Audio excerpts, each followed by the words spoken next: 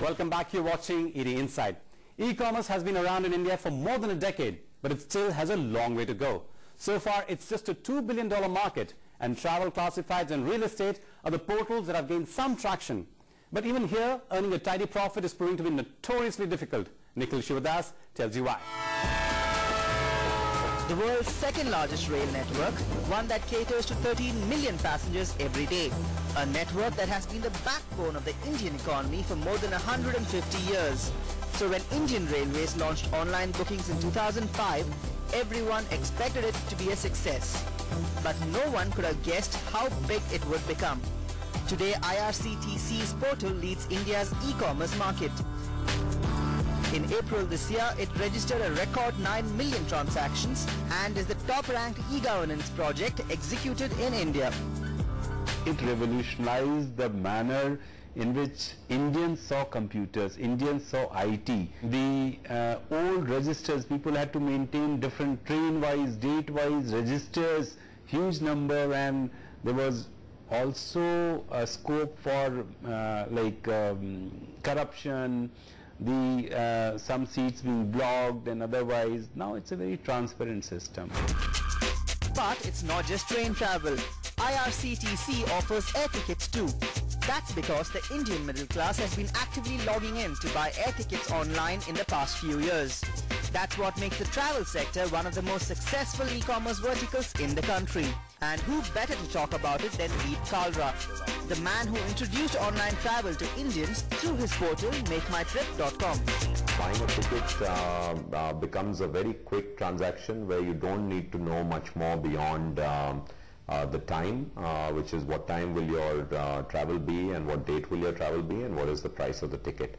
So online travel and the internet or e-commerce has a natural marriage. Today the travel vertical accounts for almost 80% of all e-commerce in India. But reaching here has been no easy job.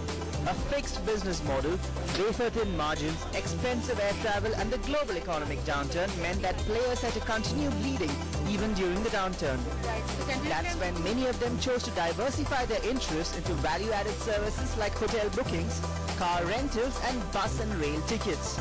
Though no portal will reveal revenues, each of them says they have broken even and are in the green. When it comes to holidays, especially international holidays, we are not seeing much traction on that front happening online. So we are looking at a hybrid model of an assisted offline model to go about expanding our international holidays business. We've seen a very, very encouraging response. And the idea is to look at launching Clear Trip in various geographies by the end of this financial year. From travel to classifieds, which is the next most successful vertical. Here the market is divided into many categories, but matrimony, jobs and real estate form the lion's share of the business.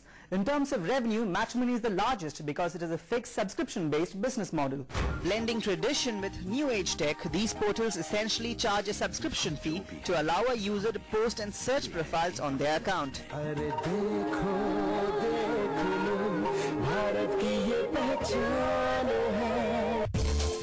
Apart from this, they also make money through matchmaking schemes and online ads.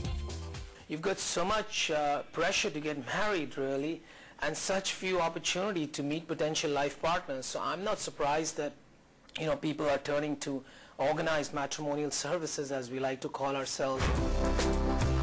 While no one will give revenue figures, here's a sample of how much money matrimony sites make in subscriptions alone. Take the case of Bharat Matrimony, which is the largest such site in India. Apart from ad revenues, for an average 3-month subscription, the site earns 2,200 rupees for its basic service, 15,000 rupees for its privileged service, and 1 lakh rupees for the elite service. Find your match with our personal relationship managers. Call us now. We get 300,000 users registered on a monthly basis for Bharat Matrimony. That's quite a significant number. And in terms of the traffic, daily basis you get 1 million users. That's the kind of talking about the size we command and order thing. So revenue is not in the public domain. I'm not able to say public order thing, but all I can say is they're profitable and they're growing good. Ditto for the job segment, where portals are minting money on recruitment and personnel services. We get about 12 to 15,000 new resumes into our database every day. We get about another 1 lakh people coming and modifying their resume, their old resume on our site every day. We get close to maybe 800,000 people visiting our site. So in a month we would get about, maybe 20 or 15 million people. We are getting about 15,000 resumes on a daily basis. And the reason why this parameter is very important is because if you analyze a recruitment space, the employers are concerned with the new resumes that they might be able to look or reach out to on a daily basis. And that actually depicts the health of a job site. Our traffic has significantly grown.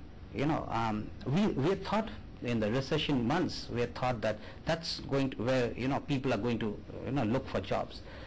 But as soon as the recession was over and this appraisal came through, and where everyone's got a very good appraisal, we have seen traffic grow by over 35-40%. The statistics actually shows that we have close to about 30,000 corporates who actually use e-recruitment site.